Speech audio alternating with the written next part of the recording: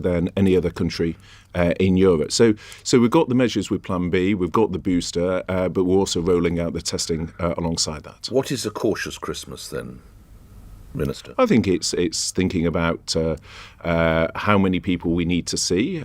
So some of my family won't be coming over at Christmas, others will be. So my parents, my mother's parents will be joining us, but other family members will not. So it's thinking about your mother's parents. You mean your grandparents?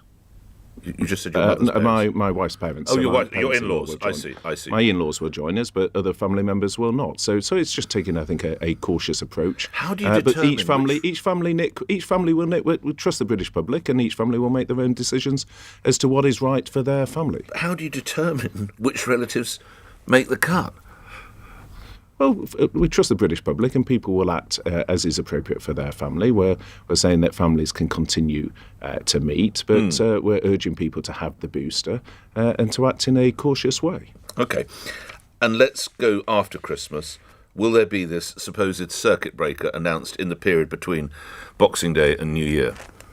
Well, we're looking closely at the data. There's much we still don't know, Nick, about the severity of Omicron, how that leads to hospital admissions. We're looking particularly at the London data. There's a higher prevalence of Omicron, particularly in London, and particularly in the London hospital admissions. But at the same time, there's protection from the boosters. There's behaviour change from Plan B. So we're looking at what measures are needed. We don't think the case is there for further restrictions at this stage, but as the Prime Minister set out last night, we reserve the possibility that further action will be needed, and we'll continue to look very closely at that data. And what is that data? What is the key data that would determine for you, Prime Minister, and your colleagues that you would have to look at circuit breakers or further measures? I think the key data is around the severity of Omicron and the hospital admissions and what numbers are coming through. There's obviously a time lag, Nick, in the data, particularly on hospital admissions. There's 2 to 3 weeks between someone catching Omicron and then appearing in that hospital admissions data. And of course, there's been significant behaviour change during the period between those who are now presenting at hospital and when they caught Omicron, because we've had the Plan B measures come in and we've been rolling out at pace the boosters. So there's been a time lag in that data. That's why we're scrutinizing it so closely. But the hospital admissions data in particular will be key. Obviously, that is benchmarked across other data, such as the ONS survey data as well. So there's a range of information, but hospital admissions and the severity are probably the key metrics. And what is the number of people currently in our hospitals with Omicron and the number of fatalities, Minister? So the latest data is 919 hospitalisations in terms of COVID and 44 deaths.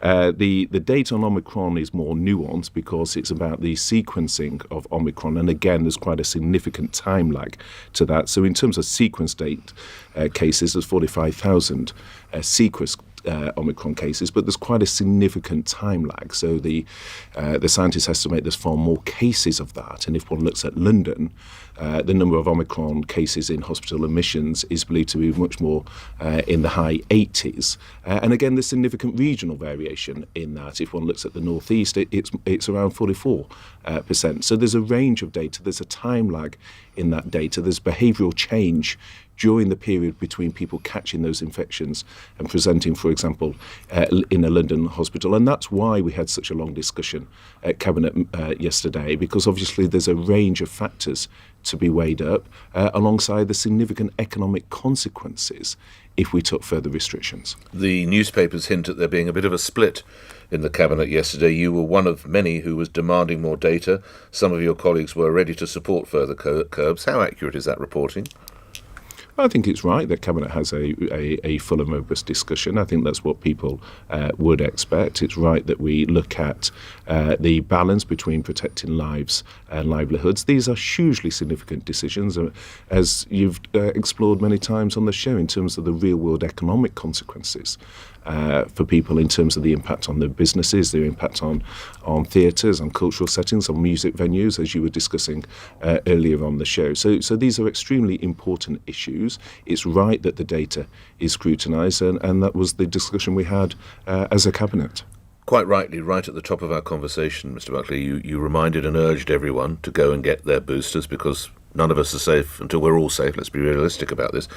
To those who say that, in a sense, those who are not vaccinated are damaging society, is that a fair assertion?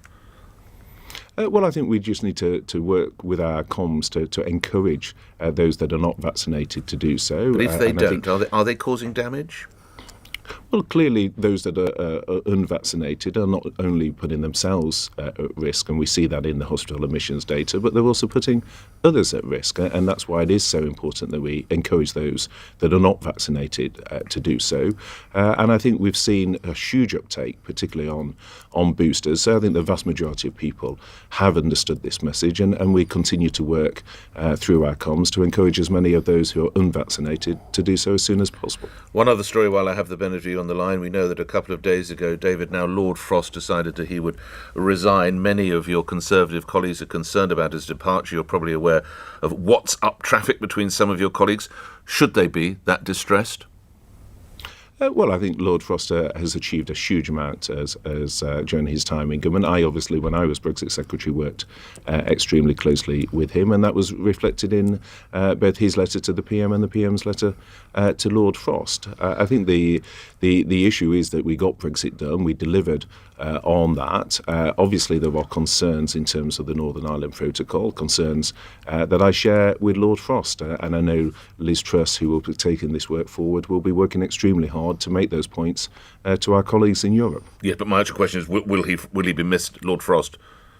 Well, we will miss Lord Frost. He was an extremely valued colleague. He played a very significant part in our EU exit. And as I say, I personally worked extremely closely with him during my time as Brexit Secretary, and he's done a huge amount as part of our EU exit. Grateful for your time today. Thank you, Stephen Barclay, Cabinet Office Minister, explaining more detail then of what we are required to do and what we look at in that period between Christmas and New Year. 2 minutes before 8 is the time. Let's fit in one more call. Paul in Salisbury. Paul, your plans, have they changed? Are we right to trust the people, not the scientists? Good morning, Nick. Thanks for having me on. Yes, I think we are right to trust the people. Right the way through this pandemic, all of our family have done everything we've been requested to by the government. We've all had our vaccinations and our boosters now, so that's great. Yep. Last Christmas, we just had the very small family gathering